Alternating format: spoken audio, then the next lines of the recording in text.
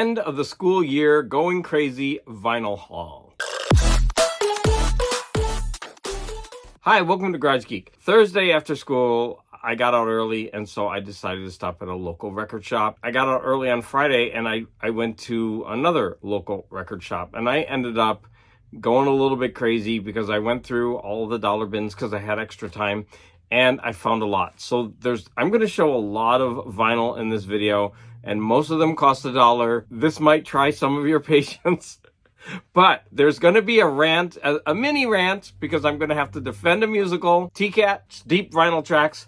Please stick around to the end because I have a surprise for you. I kind of mixed them together, but what I did was I went through the dollar bins and I found all these albums, and many of them are in less than the stellar shape than I would like. So I told myself, because my space is limited, I'm only going to grab things that are in like pristine or almost pristine condition. But I broke the rules for this haul, and I found out that when you clean the covers with not only a spray that I have, but if you also go over them with Gooby Gone, it really gets rid of a lot of residue and makes your albums shine, especially the older ones. I wouldn't do it with newer ones, but it seems to work really well on the older albums. Now I'm going to start with the first one that I destroyed. Okay, so this album was called Tip of the Weisberg.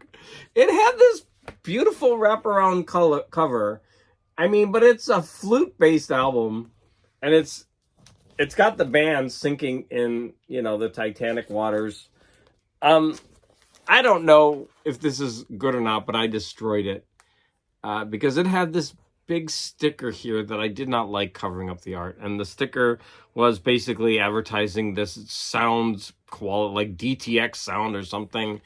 And I was doing really well. I mean, it went from here all the way to here, and I got to about here, and you can see it started like catching a little bit. And then I got to this part and I just ruined it. And after that, I just ripped it off because I was like, oh, well, I got to throw this away. I'm kind of sad, but I ruined it. This one is actually on my turntable right now. I'm not sure if that's Xavier or Javier Cugat, but that Latin beat. Remember, these are all $1. Look at that. I picked up a couple Windham Hill for $1. I was surprised. Now this one, it had that sticker damage. That won't come off. Somebody like ripped it. I went ahead and bought it. I figured if nothing else, this could be a stop gap filler until I could find another one. I am like Chris Prophy and Square the Circle. I'm trying to grab as many Windham Hill as I can. Now, I actually bought three or four albums that were a little bit more expensive. I paid $6 for this one. Daniel Hecht. Now this one, for some reason, was $6. It is Windham Hill. Since I saw it, I figured I might as well just pick it up. I've never been dissatisfied with the Windham Hill. And the ones that I listened to already were really nice. I picked this one up for $1. This one has a little bit of ring wear and a little bit at the bottom. I may already have this one, but I figured for $1, I'm not going to let it pass me by.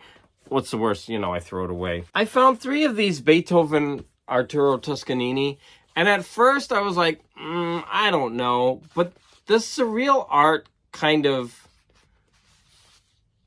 won me over, and I would actually like to get the entire set of these. So now I've got something else to collect. The Arturo Toscanini, RCA Victrola Beethoven Symphonies, because I have 3 of them. That's pretty cool art. What do you think? I found Chris de Burgh's, I believe, first album. Now, I just reviewed his second one for Ricken Records in the Vinylarium, and I really enjoyed it. And I liked the art on this. He's on the back. But Ben Rankins just informed me that Chris de Burgh is a sleazebag. So I'm going to listen to his music anyway, and then later I'll do some research about why that is. Get ready to be wowed. For $1, I found this iconic. Oh, look at that. It's gorgeous. This one is so old. Look at the back of it. It's like one of those really, really old albums. The record is not in perfect mint, but it's going to play fine. But look at that cover. That is just, for me, stunning. I'm so... $1 I found this. This is like when I found Richard Burton's Hamlet, the cover of that album. Woo. And this is a living stereo, and I do like the living stereo banner. So this one is maybe one of the later ones, a reprint. I picked it up anyway. The cover's quirky. It's maybe something I could have passed on and waited for the living stereo banner, but I'm sure this is going to be a very nice listen. Okay, we're at the mini rant. A YouTuber, and no disrespect to him, I mean, it's not a big deal at all, but he held up Murray Head's One Night in Bangkok, the 7-inch, like what do you call the big album? Their albums with their singles. Those are 7 inches, right? 12 inches? I don't know. It's not a 45. It was a regular. So it was album size. And he was like, oh, this is all that I need from that. And I was like, my hackles went up. I'm like, this is one of the greatest musicals ever made. Now, most people don't like musicals anymore. I get that. Now, I was making a video recently and I was going through my musicals and I was sure I had this. And I was disappointed that I couldn't find it. And so when I saw this for $1, even though you can see there's clear ringware, I was like, I've got to get this. It's a double album set. And I thought, well, it's just until I can find a better, cleaner copy, because this thing is a stunning musical. It was written by the two members of ABBA, the male members of ABBA, and Tim Rice, who worked with Andrew Lloyd Webber and then went on to make a slew of Disney hits. I don't know. I would challenge that YouTuber. If you happen to watch this video, I would seriously challenge you to listen to this musical just a couple of times and see what brilliant writing and musicianship is involved in this musical. It's got the Garage Geek seal of approval. Ooh, ringware. Okay, that was my little mini rant. No disrespect to that YouTuber. He's just not informed because he never really listened to it, I'm sure. But if he were to listen to it, he would love it. I know that. I have that faith in humanity. I found, what do you call a 7-inch? Is this a 7-inch? I forget what it's called. So this is a single of Terence Trent D'Arby. I love Terence Trent D'Arby, and especially his first album. And I was able to find this. I mean, it's not the most beautiful cover ever, but I love the song because it comes from that album. It's called Dance Little Sister, and 3 versions. And this one was actually $3. It wasn't $1. Okay, I found this William Ackerman Childhood Memory. So this one was also $1 from Windham Hill. Earl Grant, Beyond the Reef, and other instrumental favorites. For $1, I found another in this art series. Now, again, I might have this, but for $1, I wasn't going to pass it up. And like I said, many of these had a lot of like dust and dirt, and once I cleaned them up, you could see how shiny and beautiful they are. I already listened to this one. It's gorgeous. I also listened to this one, and initially I was like, yeah. I mean, it was bad, but I kind of got used to it by the end. This is not going to be for everyone. So if you find this one for $1, don't buy it. But I'm kind of glad I have it. I have a lot from Ray Conniff, and I just like the covers. This is the Utah Symphony playing Gershwin's Rhapsody in Blue and An American in Paris. I've already listened to this one 2 or 3 times. I love it. First of all, I'm a huge fan of both of them. That's a great cover. There's the Maurice Abravanel, who conducted the Utah Symphony, so that's him. I was watching a video by Chris Profey, and he was informing us that George Winston died, and so that's another reason I'm kind of on a Windham Hill kick. So I found this for $1, and yeah, it's not in the most perfect shape, but I thought for $1, and he just died, so this would save me digging through all my stuff to listen to something by him. Of course I could stream it, but I found this for $1, and I was like, no, I'm going to get this and listen to it, and wow, it's so good. Now, of course, you have to like this type of music. If you like Windham Hill, then you're going to love this. If you don't like Windham Hill, then you won't. But this is such a gorgeous recording. I am so glad to have it. It's really pretty. Look at Roy Clark. Is that awesome or what? He's going to hit you with that banjo or whatever he's got his guitar. So I did listen to this one, and he sings on almost every track, and he's got a very pretty voice. But you know, you really buy a Roy Clark album for his beautiful playing.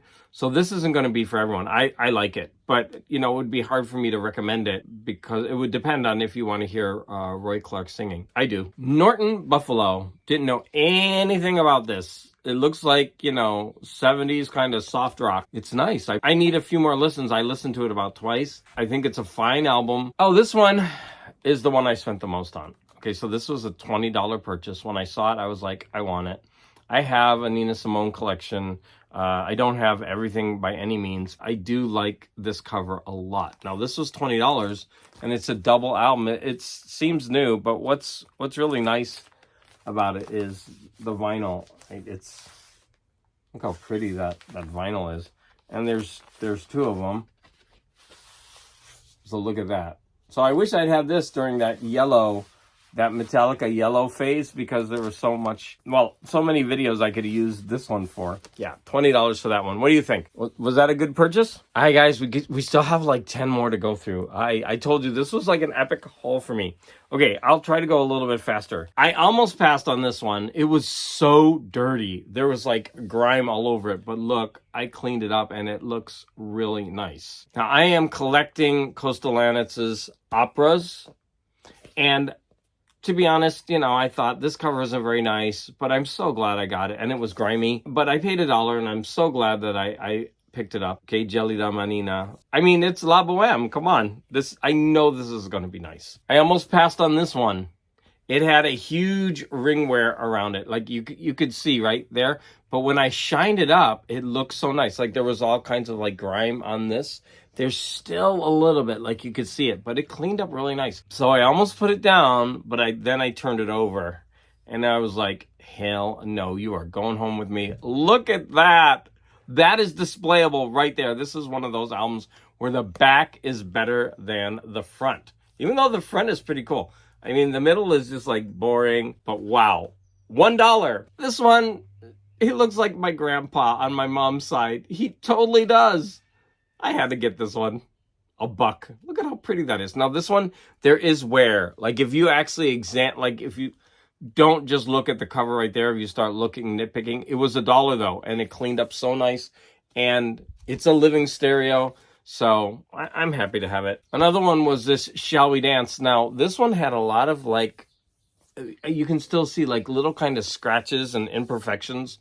But after I cleaned it, it turned out really nice. This is another one that in the dollar bin, it was all grimy. Like there was stuff all over this, but it cleaned up. And then I'm a sucker for anything Cole Porter. So yeah, I mean, you can tell there are imperfections around the corners, but for $1, what a gorgeous piece of art. Okay, I have 4 left, and these I did not pay $1 for. So the first one was a comedy album, $3, Jonathan Winters. I really liked the art on this, so I decided to grab it. $3 for that. $4 for this woman eating an apple. I don't know if that's supposed to be symbolic of Adam and Eve. This one is Exciting Bossa Nova Stylings, arranged and conducted by Lalo Schifrin. Of course, Lalo Schifrin is very famous for doing movie scores. This one I paid $4. Now, this one has a little bit of damage over here. 2 left. The penultimate album I did pay $10 for was this Vangelis album with a gatefold. Now, the one T-Cat has been waiting for. T-Cat, you're probably going to be surprised. I saw this, and I was like, no, I'm not going to spend $10 on this, even though it has a really nice cover. But then I thought, I've got to. I reviewed this album for T-Cat. It was like, I had a love-hate relationship with it, and that one is going to be Exposure by Robert Fripp. It's got a really nice cover. I just remember him, like, screaming. What was he screaming? Like, what did the Daleks scream? They scream, exterminate, exterminate. He was, like, doing something like that on one of these songs. It was a good album. It's just, you know, it takes a little bit of getting used to. But I'm glad that I did purchase it, and I'm adding it to my collection. It's got a gatefold. I actually haven't opened it up, I don't think. Oh, yeah, I did. I opened it up in the store. Yeah, so there you go. Robert Fripp. It's a very interesting listen. Wow, that was a 20-minute music haul. Like I said, I kind of went crazy this week just because it was the end of school, and I wanted to just kind of listen to some new music and and detox. Just cleaning the albums helped me kind of relax after, a busy day at school. So which albums do you think were worth $1? Which albums do you think you would never buy even for $1? What do you think about my mini chess rant? Have you heard chess? Do you agree with me? Do you disagree with me? I just want to say that I love the comments. Please, any comments. And I also want to thank you for your support.